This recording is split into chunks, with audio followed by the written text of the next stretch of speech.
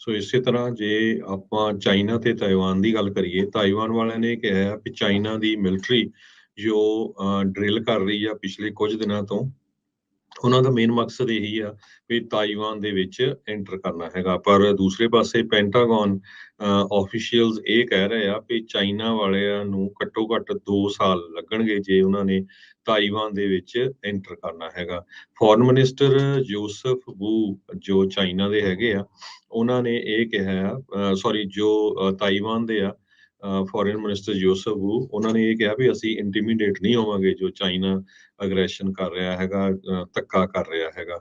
ਸੋ ਪਰ ਜੋ ਮਿਲਟਰੀ ਦੇ ਆਫੀਸ਼ੀਅਲਸ ਆ ਯੂਐਸ ਦੇ, ਉਹ ਇਹ ਸੋਚ ਰਹੇ ਆ ਵੀ ਹੋ ਸਕਦਾ ਚਾਈਨਾ 2024 ਦੀਆਂ ਜਦੋਂ ਯੂਐਸਏ ਦੇ ਵਿੱਚ ਇਲੈਕਸ਼ਨ ਹੋਣ, ਉਸ ਟਾਈਮ ਦੇ ਉੱਤੇ ਤਾਇਵਾਨ ਦੇ ਉੱਤੇ ਅਟੈਕ ਕਰੇ ਜਾਂ ਤਾਇਵਾਨ ਦੇ ਵਿੱਚ ਐਂਟਰ ਕਰਨ ਦੀ ਕੋਸ਼ਿਸ਼ ਕਰੇ। ਦੂਜੇ ਪਾਸੇ ਹਾਊਸ ਸਪੀਕਰ ਨੈਂਸੀ ਪਲੋਸੀ ਤੇ ਵਾਈਟ ਹਾਊਸ ਦੇ ਆਫੀਸ਼ੀਅਲਸ ਨੇ ਇਹੀ ਗੱਲ ਮੇਨਟੇਨ ਕਰਕੇ ਰੱਖੀ ਆ ਵੀ ਜਿਹੜੀ ਉਹਨਾਂ ਦੀ ਵਿਜ਼ਿਟ ਹੋਈ ਸੀ, ਉਹਦੇ ਨਾਲ ਕਿਸੇ ਤਰ੍ਹਾਂ ਦੀ ਕੋਈ ਚੇਂਜ ਨਹੀਂ ਹੋਈ ਹੈਗੀ। ਤੇ ਵਾਸ਼ਿੰਗਟਨ ਹਮੇਸ਼ਾ ਹੀ ਜੋ ਡੈਮੋਕ੍ਰੇਸੀਜ਼ ਹੈਗੀਆਂ ਦੁਨੀਆ ਦੇ ਵਿੱਚ, ਉਹਨਾਂ ਦੀ ਸਪੋਰਟ ਕਰਦਾ ਰਹੂਗਾ। ਚਾਈਨਾ ਨੇ ਸੋਮਵਾਰ ਨੂੰ ਇਹ ਕਿਹਾ ਸੀ ਵੀ ਉਹ ਐਂਟੀ ਸਬਮਰੀਨ ਤੇ ਸੀ ਅਸੌਲਟ ਆਪਰੇਸ਼ਨਸ ਤਾਇਵਾਨ ਦੇ ਆਲੇ ਦੁਆਲੇ ਜਾਰੀ ਰੱਖੂਗਾ। ਜੀ, ਸੋ ਤਾਇਵਾਨ ਨੇ ਚਿੰਤਾ ਜਿਹੜੀ ਹੁਣ ਜਤਾਈ ਆ ਵੀ ਚੀਨ ਵਾਲੇ ਜਿਹੜੇ ਇਨਵੇਡ ਕਰਨ ਦੇ ਲਈ, ਹੱਲਾ ਕਰਨ ਦੇ ਲਈ ਕਹਿੰਦੇ ਵੀ ਪੂਰੀ ਤਰ੍ਹਾਂ ਤਿਆਰੀ ਕਰੀ ਬੈਠੇ ਆ, ਜਿਹੜੀ ਉਹਨਾਂ ਦੀਆਂ ਮਿਲਟਰੀ ਡਰਿਲਸ ਜਿਹੜੀਆਂ ਇਸ ਹਿਸਾਬ ਦੇ ਨਾਲ ਆ। ਫੋਰਨ ਮਿਨਿਸਟਰ ਉਹਨਾਂ ਦੇ ਜਿਹੜੇ ਤਾਇਵਾਨ ਦੇ ਜੋਸਫ ਵੂ, ਉਹਨਾਂ ਨੇ ਰਿਪੋਰਟਰਸ ਦੇ ਨਾਲ ਗੱਲ ਕਰਦੇ ਹੋਏ ਕਿਹਾ ਵੀ ਪਲੋਸੀ ਦੇ ਟ੍ਰਿਪ ਦੇ ਰਿਸਪੌਂਸ ਦੇ ਵਜੋਂ, ਜਵਾਬ ਦੇ ਵਜੋਂ ਬੀਜਿੰਗ ਚੀਨ ਦੇ ਦੁਆਰਾ ਜਿਹੜੀਆਂ ਮਿਲਟਰੀ ਐਕਸਰਸਾਈਜ਼ ਕੀਤੀਆਂ ਜਾ ਰਹੀਆਂ ਆ, ਇਹ ਕਾਫੀ ਜਿਹੜੀ ਉਹਨਾਂ ਦੇ ਲਈ ਚੁਣੌਤੀ ਵਾਲੀ ਗੱਲ ਹੈਗੀ ਆ।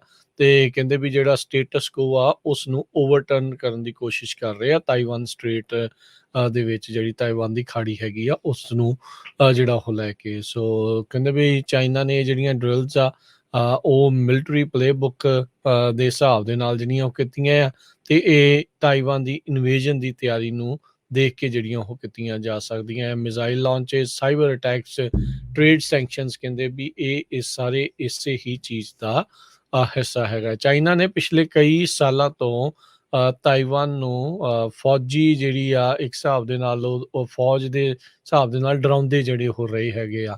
ਸੋ ਕਹਿੰਦੇ ਵੀ ਇਹ ਫੈਕਟ ਹੈਗਾ ਆ। ਸੋ ਕਹਿੰਦੇ ਵੀ ਲਗਾਤਾਰ ਤਾਇਵਾਨ ਦੀ ਇਸ ਖਾੜੀ ਦੇ ਵਿੱਚ ਟੈਨਸ਼ਨਸ ਆ ਉਹ ਸਿਖਰਾਂ ਦੇ ਉੱਤੇ ਪਹੁੰਚ ਰਹੀਆਂ ਹੈਗੀਆਂ ਆ। ਵਾਸ਼ਿੰਗਟਨ ਨੇ ਆਪਣੇ ਜਿਹੜੇ ਐਲਾਈਜ਼ ਹੈਗੇ ਆ ਉਸ ਇਲਾਕੇ ਦੇ ਵਿੱਚ ਉਹਨਾਂ ਨੂੰ ਨਾਲ ਜੋੜ ਕੇ ਇਸ ਚੀਜ਼ ਦੇ ਵਿੱਚ ਜੋੜਿਆ ਹੈਗਾ ਆ। ਸੋ ਜਿਹੜੇ ਚਾਈਨੀਜ਼ ਹੈਗੇ ਆ, ਉਹਨਾਂ ਨੇ ਆਪਣੀਆਂ ਮਿਲਟਰੀ ਐਕਸਰਸਾਈਜ਼ ਅੱਜ ਕਈ ਦਿਨ ਹੋ ਗਏ ਲਗਾਤਾਰ ਉਹਨਾਂ ਨੂੰ ਕੰਟੀਨਿਊ ਉਹ ਰੱਖੀਆਂ ਹੈਗੀਆਂ ਆ। ਤੇ ਕਹਿੰਦੇ ਵੀ ਤਾਇਵਾਨ ਵਾਲੇ ਕਹਿੰਦੇ ਆ ਵੀ ਸਾਨੂੰ ਉਹਨੇ ਜ਼ੋਰ ਦੇ ਨਾਲ ਡਰਾਉਣ ਦੀ ਜਿਹੜੀ ਹੈ ਇਸ ਟਾਈਮ ਕੋਸ਼ਿਸ਼ ਦੇ ਵਿੱਚ ਲੱਗੇ ਹੈਗੇ ਆ। ਸੋ ਬੀਜਿੰਗ ਜੋ ਕਿ ਇਹ ਕਹਿੰਦਾ ਹੈ ਵੀ ਤਾਇਵਾਨ ਜਿਹੜੀ ਸੈਲਫ ਗਵਰਨਡ ਡੈਮੋਕ੍ਰੇਸੀ ਆ, ਡਿਫੈਕਟੋ ਇੰਡੀਪੈਂਡੈਂਸ ਕਹਿੰਦੇ ਆ ਵੀ ਉਹਨਾਂ ਨੇ ਪਿਛਲੇ ਕਈ ਦਹਾਕਿਆਂ ਤੋਂ ਉਹ ਦੇਖ ਰਹੇ ਹੈਗੇ ਆ। ਪਰ ਤਾਇਵਾਨ ਨੂੰ ਉਹ ਆਪਣਾ ਹੀ ਹਿੱਸਾ ਮੰਨਦੇ ਹੈਗੇ ਆ। ਸੋ ਇਹ ਇੱਕ ਵੱਡੀ ਜਿਹੜੀ ਇਸ ਟਾਈਮ ਦੁਨੀਆ ਭਰ ਦੇ ਲਈ ਚੁਣੌਤੀ ਜਿਹੜੀ ਉਹ ਹੋਊਗੀ। ਜੇ ਹਰਜੋਤ ਸਿੰਘ ਜੀ ਯੂਕਰੇਨ ਦੇ ਉੱਤੇ ਰੂਸੀ ਹਮਲੇ ਤੋਂ ਬਾਅਦ ਦੇ ਵਿੱਚ ਜੇ ਹੁਣ ਤਾਇਵਾਨ ਦੇ ਉੱਤੇ ਚੀਨ ਵੀ ਹਮਲਾ ਕਰ ਦਿੰਦਾ ਆ, ਤਾਂ ਇਹ ਹੁਣ ਦੇਖਣਾ ਹੋਊਗਾ ਵੀ ਕਿਸ ਪਾਸੇ ਨੂੰ ਜਿਹੜੀ ਇਹ ਗੱਲ ਵਧੂਗੀ। ਪਰ ਸਥਿਤੀ ਲਗਾਤਾਰ ਉੱਥੇ ਤਣਾਅਪੂਰਨ ਜਿਹੜੀ ਉਹ ਬਣਦੀ ਜਾ ਰਹੀ ਹੈਗੀ ਆ।